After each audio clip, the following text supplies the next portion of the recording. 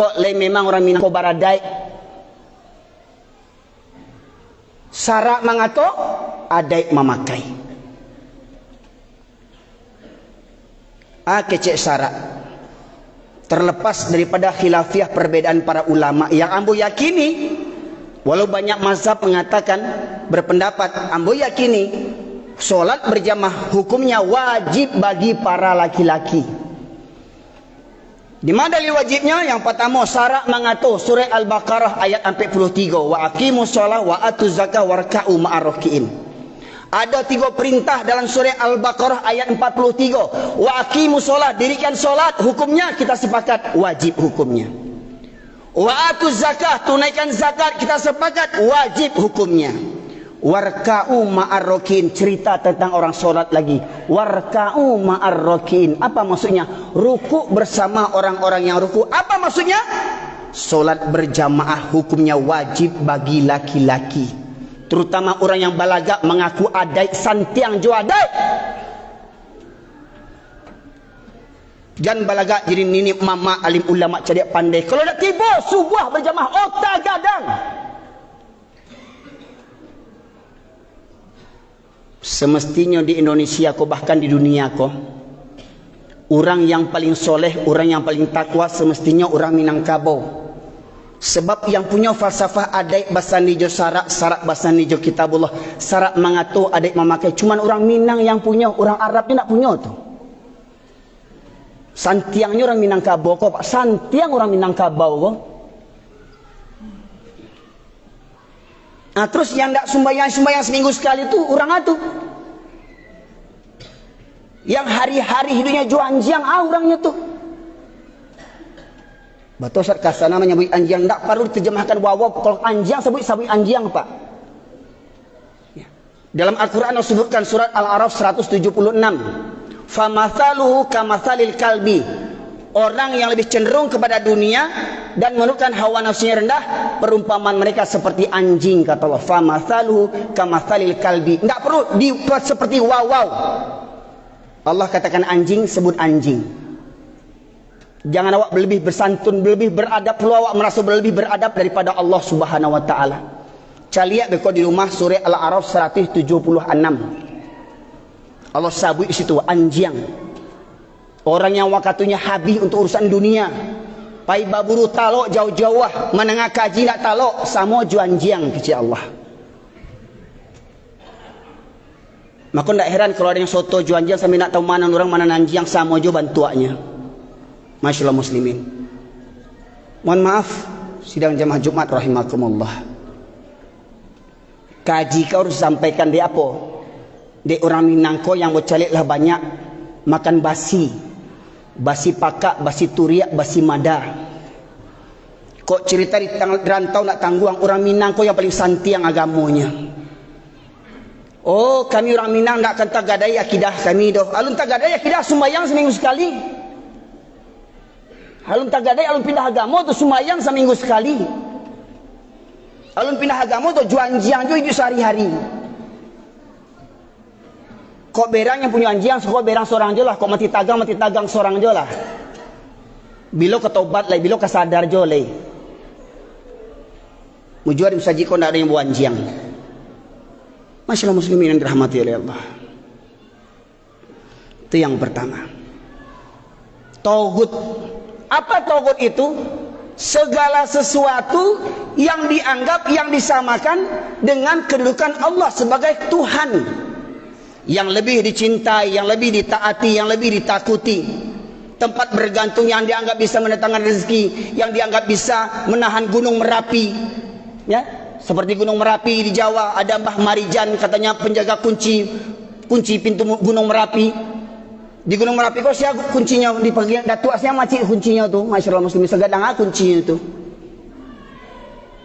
Menganggap bisa menghindarkan bencana. Itu semuanya tauhid. Dukun-dukun itu tauhid tu. Santiang lo dukun tu taunya pitih orang hilang di mata saleknya tahu dukun tu. Setan dukun tu masyaallah muslimin. Oh bahas pegale kadai balabo pajang foto tuanku Salih sanakmu di Pariaman. Setan tu masyaallah muslimin. Tauhid. Bahkan mungkin foto Tuanku Salih lebih bisa mendatangkan rezeki. Kalau boleh memajang foto, tunggu foto Yesus awak pajang leh. Yesus tu kan Nabi tu. Ha? Walau yang disalib itu bukan Yesus yang sebenarnya, bukan Nabi Isa yang sebenarnya. Masyaallah muslimin, kau kaji yang harus disampaikan. Kareh memang karena apa? Banyak orang Islam lah kareh, hatinya lebih kareh pada batu leh. Kemudian yang kedua, masyaallah muslimin, Tuhan yang batil, sesat dan menyesatkan adalah al-alihah. Allah tegaskan dalam surat Al-Furqan surat ke-25 ayat 43. A'udzubillahi minasyaitonirrajim. Afara'aita man ittakhadha ilahahu hawahu afa anta takunu alaihi wakila. Pernahkah kau perhatikan orang yang mempertuhankan hawa nafsunya, mempertuhankan hawa nafsunya?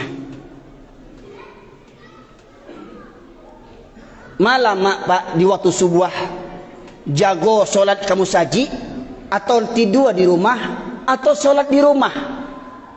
Oh dek dingin di Sungai Puah kok dingin, di Pariaman ialah angin. Masyaallah muslimin yang dirahmati oleh Allah. Di masa Nabi ada Bilal yang pertama namanya Bilal. Di masa Nabi itu dua, masyaallah muslimin. Karena di masa Nabi memang azan subuh itu 2 kali. Ya, azan pertama untuk menjaguan orang untuk solat tahajud atau puas untuk sahur. Azan kedua baru masuknya waktu solat. Azan pertama dikumandangkan oleh Abdullah bin Umi Maktum. Siapa Abdullah bin Umi Maktum? Kau sahabat Nabi. Dek beliau kolah perantaraannya turun surat Abasa wa Tawalla. Surat Abasa. Lah gaya kecilnya bersobat ya Rasulullah. Ya Rasulullah, engkau tahu aku orang tua yang buta. Aku orang tua yang buta, kata Abdullah bin Umi Maktum. Rumahku jauh dari masjid. Jalan ke masjid berliku-liku. Banyak binatang berbisa, ular, kalajengking, ya, sipasan. Tidak ada orang yang senantiasa menuntunku ke masjid. Ya Rasulullah, bolehkah aku sholat di rumahku? Orang buta gaek, rumah jauh, tidak ada ondan, tidak ada sepeda, tidak ada ojek. Bakanya meminta ke Rasulullah, ya Rasulullah, bolehkah aku sholat di rumahku? Kata Rasulullah, apakah kau mendengar seruan azan? Dengar ya Rasulullah.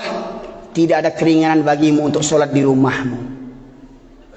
Dun sana ambo, yang orang Minangkabau, yang keceknya orang Baradai, orang gaek buto, meminta ke Nabi untuk keringanan solat di rumah. Jangan kecek kajian bo kareh, suara moyo kareh sebab mo lahir di Medan, tinggal di Pariaman, ya, darah Batak bersambung bersujadah Pariaman, makanya kareh suara mo. Tapi amo tak pernah seperti Rasulullah. Kecek Rasulullah, datang orang buto kecek Rasulullah meminta keringanan sembahyang di rumah.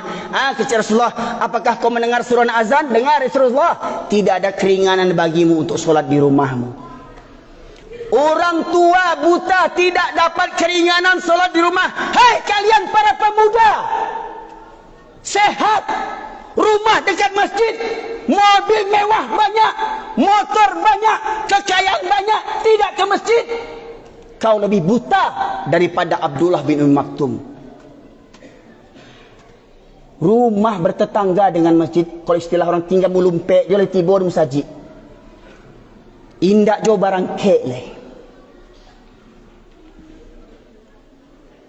Di riwayat yang lain Rasulullah menegaskan, aku ingin. Memang Rasulullah berkeinginan, belum dilakukannya, tapi beliau ingin. Apa keinginan beliau? Aku tunjuk salah seorang menjadi imam. Kumandangan qomat, aku tunjuk salah seorang menjadi imam. Dan aku ingin berkeliling kampung sembari membawa kayu bakar. Apabila aku dapati ada laki-laki yang sehat, balik, berakal, masih berada di rumah, sementara masjid telah mengumandangkan qomatnya, mereka masih berada di rumah, aku bakar rumah mereka. Kok nyampang idui awak di masa Rasulullah, ba'a rumah awak kini. Kok ingiaknya ialah lagi ke surau, kok ayahnya lagi surau, anak mudanya, anak lajangnya. Hei pemuda, di mana kalian waktu subuh? Demi pacar namuah pai bajawah-jawah bau hujan demi pacarnya. Demi Allah, Main game talok sampai malaki subuh. Masuk waktu subuh, pulang pai lalok, bukan pai sembayang. Abdullah bin Umi Maktum, orang gaib nan buto, ndak dapat keringanan solat di rumah. Siawak. Maka benarlah kata Rasulullah, dua solat yang berat bagi orang munafik. Mengaku-ngaku Islam, mengaku-ngaku cinta Allah, cinta Nabi, cinta kitab Al-Quran, tapi berat mendatangi solat Isya dan subuh berjamaah. Siapa yang tidak mendatangi solat Isya dan subuh berjamaah, kata Rasulullah, orang munafik.